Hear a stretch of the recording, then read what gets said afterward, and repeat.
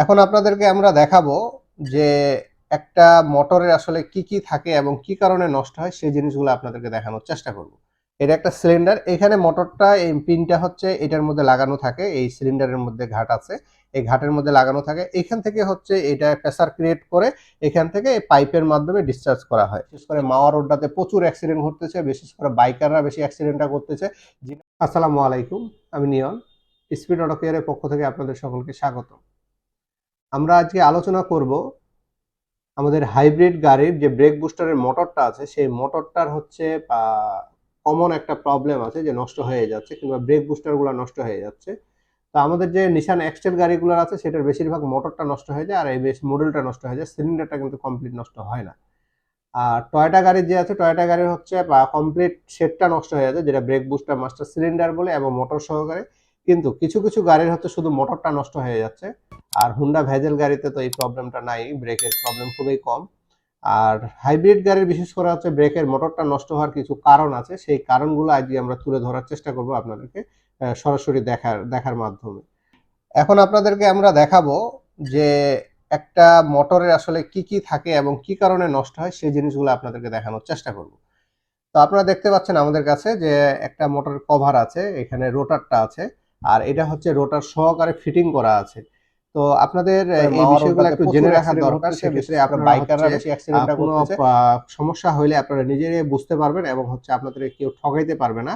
প্রথমে আপনাদেরকে দেখাবো যেটা আউটে আমরা সবাই দেখতে পাই, তো সেটা এটা হচ্ছে একটা বলা যায় যে ক্যাচিং এর মতো, এই রোটারটা এটার মধ্যে থাকে, কিন্তু এর ভিতরে একটা আর্মিচার আছে। দেখতে পাচ্ছেন এখানে একটা একেবারে কাছ থেকে যদি দেখানো যায়, এখানে একটা আপনারা চুম্বকের মতন দেখতে পাচ্ছেন, এটা কিন্তু একটা আর্মিচার, এটাকে আর্মিচার বলা হয়। তো এই আর্মিচারটাও কিন্তু অনেক সময় ভেঙে যায় চলতে চলতে, যদি আপনার এই রোটার মাওয়া রোডটাতে প্রচুর অ্যাক্সিডেন্ট ঘটতেছে, বিশেষ করে বাইকাররা বেশি অ্যাক্সিডেন্টটা করতেছে। একটা পিন থাকে, যদিও পিনটা যদি আপনাদেরকে দেখায়, আপনারা দেখতে পাচ্ছেন এখানে একটা ছোট্ট পিন থাকে। এই পিনটা অনেক সময় এই মাঝ বরাবর একেবারে এখানে মাঝ বরাবর হচ্ছে এই পিনটা থাকে। এই যে দেখতে পাচ্ছেন একটা ঘাট সিস্টেম আছে, কিন্তু সরাসরি আসলে আমরা আপনাদেরকে দেখাই দিতে পারবো। এই পিনটা ওই জায়গায় থাকে কিংবা এই পার্টটা ওই জায়গায় থাকে। তো এটা হচ্ছে ওর মধ্যে লাগে। আর সাইডে যেহেতু আর্মিচার গুলা, সাইডে যেহেতু আর্মিচার আছে, সেই আর্মিচারে চুম্বক থাকে, সেই চুম্বকের কারণে বাইকাররা বেশি অ্যাক্সিডেন্ট এক জায়গায় লাগে থাকতে যায় না। লাগার সময় খুব সতর্ক ভাবে আমাদের এখানে লাগাইতে হয়, কারণ এখানে জায়গাটা অনেক কম থাকে।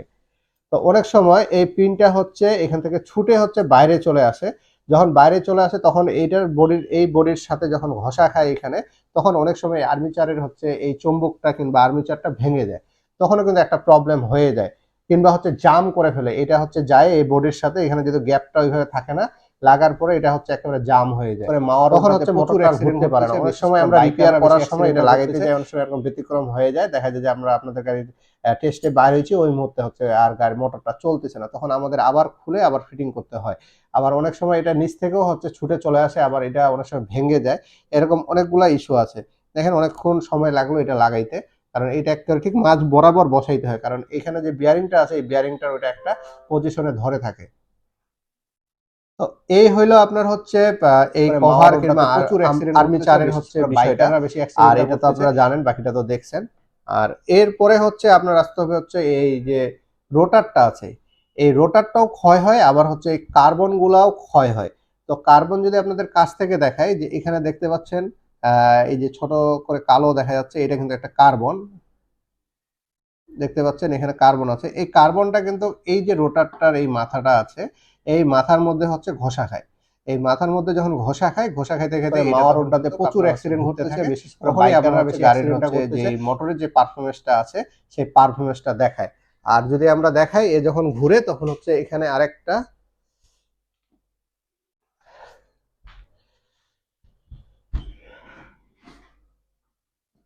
আপনাদেরকে দেখানোর সুবিধার্থে আমরা যদি একটা খুলে দেখাই,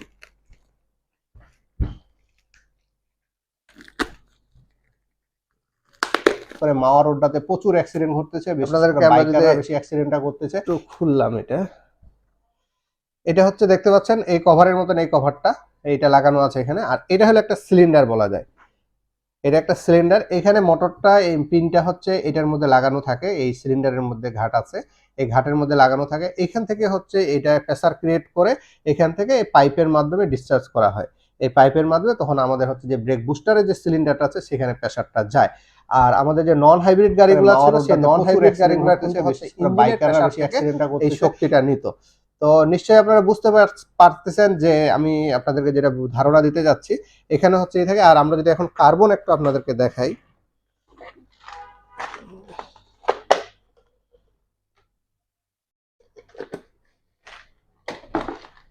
আপনারা দেখতে পাচ্ছেন আমার হাতে কার্বন আছে। এই কার্বনগুলা এই বডির মধ্যে লাগানো আছে, 4টা কার্বন থাকে। আর টয়টা যেগুলো এগুলো 2টা কার্বন থাকে, আর নিশানের গুলো 4টা কার্বন। মাওয়া রোডটাতে প্রচুর কার্বনটা কিন্তু এখানে যখন এইভাবে লাগে তখনই কিন্তু আপনার হচ্ছে এটা ঘুরতে থাকে। তখন এটা যখন ঘুরে তখন এখানে, আর এখানে তো ইলেকট্রিকের একটা ফাংশন দেওয়া আছে, ইলেকট্রিক লাইন দেওয়া আছে, আপনারা দেখতে পাচ্ছেন এখানে। এখান থেকে হচ্ছে আপনার পাওয়ারটা জেনারেট হয়, দিয়ে এখানে কারেন্টটা যায়। কারেন্টটা গেলে তখন ঘুরলেই তখন সে হচ্ছে প্রেসারটা দিতে শুরু করে। তো এইগুলা হচ্ছে আসলে আমাদের করতে হয় যখন আমরা রিপেয়ার করি, তখন আমরা অনেক সময় এটা চেঞ্জ করার প্রয়োজন হয়, কিংবা এটা আমাদের লেদে কাজ করার প্রয়োজন হয়, আবার কার্বন গুলা লাগার প্রয়োজন হয়। এগুলো প্রচুর রিপেয়ার করি, কিন্তু এই কার্বন গুলা পাওয়াটা খুবই রেয়ার হয়ে যায়, কারণ এগুলো অরিজিনাল কার্বন আমরা নিয়ে আসি। আর এই কার্বন গুলো আবার বাংলাদেশেও পাওয়া যায়। যে বাংলাদেশে যে আমরা কার্বন গুলা ইউজ করি, সেই বাংলাদেশের কার্বন গুলা আসলে ভালো কোয়ালিটির হয় না, সেগুলো বেশি দিন লাস্টিং করে না। আবার কার্বন খারাপ হলে হচ্ছে আপনার এখানে যে প্লাস্টিক ফাইবারটা আছে, এই ফাইবারটা কিন্তু অনেক সময় নষ্ট হয়ে যায়। যদি আপনারা বারবার চালাইতে থাকেন, যে আপনার গাড়িতে সিগন্যাল দিচ্ছে তারপর আপনারা চালাইতে আছেন, এভাবে যদি চালাইতে থাকেন সেক্ষেত্রে কিন্তু আপনার যে ফাইবারটা বেশি বাইকাররা বেশি অ্যাক্সিডেন্ট ওভারহিট হওয়ার কারণে। তো এইটা আবার নষ্ট হয়ে আবার দেখা যায় যে আমি যদি হার্ড যদি হচ্ছে কার্বন লাগাই সেক্ষেত্রেও পুড়ে যায়। আবার হচ্ছে আগে থেকেও অনেক সময় সমস্যা, অনেকগুলো বিভিন্ন কারণে হচ্ছে এই ফাইবারটা পুড়ে যায়। আবার রোটারের প্রবলেম থাকলেও এই ফাইবারটা পুড়ে যায়। তো অনেকগুলো বিষয় নিয়ে এই কার্বনটা থেকে হিট হয়ে হচ্ছে এই ফাইবারটা পুড়ে। আর এই ফাইবারটা যদি পুড়ে যায় সেক্ষেত্রে কিন্তু আর রিপেয়ার করা সম্ভব হয় না, কারণ এখানে যে ঘাটটাতে লাগানো থাকে সেই ঘাটের মধ্যে যদি হচ্ছে ফাইবারটা ধরে না রাখতে পারে, এখানে স্প্রিং আছে, আপনারা দেখতে পাচ্ছেন এখানে স্প্রিং আছে একটা। এই স্প্রিংটা কিন্তু এই কার্বনটাকে প্রেসার দিয়ে দিয়ে সামনের দিকে নিয়ে যায়, ক্ষয় হবে আর সামনের দিকে আগাইতে থাকবে সে। যদি এই স্প্রিংটা যদি আপনার হচ্ছে প্রেসারটা না দিতে পারে, কিংবা এই ঘাটের মধ্যে যদি আটকা না থাকে, সেক্ষেত্রে কিন্তু আপনাদের হচ্ছে গাড়ির কিন্তু হচ্ছে মোটরটা চলবে না।